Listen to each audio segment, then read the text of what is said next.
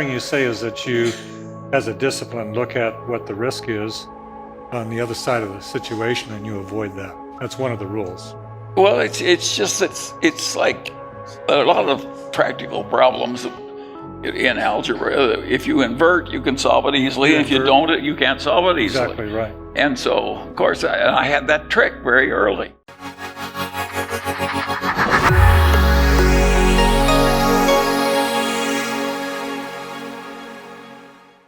Charles Thomas Munger is an American billionaire investor, businessman, and former real estate attorney. He is vice chairman of Berkshire Hathaway, the conglomerate controlled by Warren Buffett. Buffett has described Munger as his closest partner and right-hand man. Charlie Munger said, "But what caused the financial success that came from tricks? I just learned a few basic tricks from people like my grandfather. You know, I have a good mind, but I'm way short of a prodigy. And I've had results in a life that is prodigious."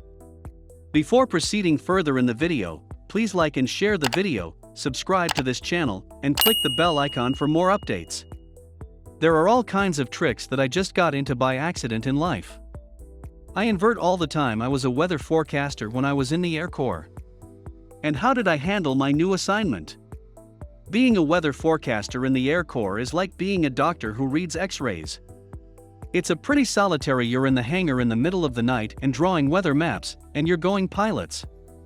But you're not interfacing with a bunch of your fellow men very much, and so I figured out the amount I was actually making weather forecasts for real pilots.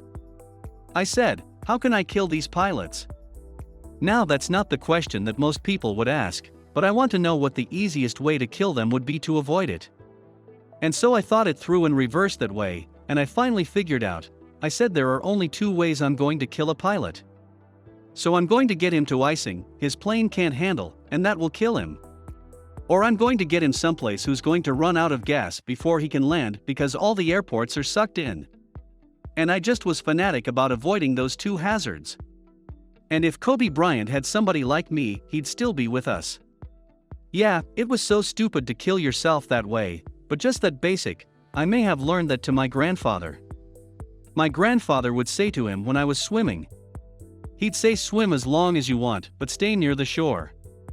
Still, you can laugh, but he was a very wise man. I hear you say that you, as a disciplined, look at what the risk is on the other side of the situation, and you avoid that. That's one of the rules. Well, it's like a lot of practical problems in algebra. If you invert, you can solve it easily. If you don't do it, you can't solve it exactly right. And so, of course, I had that trick very early and most people would say, how can you please tell us what you do to save India to help India? And of course, I would approach it differently. I'd say what I could do, which would most easily hurt India, and approach it in reverse. That way, I got better results. You look at the vulnerabilities, yes, and I have a whole bag of tricks like that. I went to the ROTC both in high school and college. And the ROTC taught me to fire mortar shells or artillery shells. One shot over one shot short, and then kapow. Well, I never shot any such shells, but I've been using that metal trick all my life. That's how I determine what size to make something. Over and under in kapow, so I just got a bag of tricks, and I got the right bag of tricks early. And of course, it's been an enormous help to me. Let me give you an example. I had a clan once when I was a young lawyer, and he owned a bunch of hilly ranch land on the edge of civilization, not very far from here in Southern California. And the Edison Company came through, and they wanted a new easement through his land. They already had some easements. And he hired the leading appraiser in Orange County, real estate appraiser. And he had the idea that he should have $250,000 for the season from the Edison Company and this leading appraiser, who was very pompous and very old and very distinguished, and he told him, I'm sorry, it's only $125,000 value in your damn ranch. And so he came to me and said, Charlie, can you talk some sense into this elderly appraiser? So I looked at his problem, and I told the president what I thought was how he's doing his appraisal wrong. I'm not a real estate appraiser. And what he had done is what he was taught to do in appraisal school. He thought the problem through two dimensions, and he figured it out. comparable sales the value per acre was, and he computed the acreage. And he had something a little bit on the damage the easement would do to the remaining property. And so it was all done in 2 dimensions, and I said to this appraiser, "You've got to do this in 3 dimensions. You know God gave us 3 dimensions," and I said if they put the utility towers big transmission line towers, which is why Edison is going. It's going to freeze the grade, and the logical way to of your land is to lop off the top of the hills and put them in the valley. That's the way Kelly land is developed, and they're doing enormous damage to you by freezing the grade. And he said he wouldn't change a damn thing, so I said to my elderly client, "I think you have to fire this twit. And I will hire you an appraiser who can thank," and so I got him $600,000, which weren't at all hard, because I was dealing with many honest engineers at Edison who did think of 3 dimensions.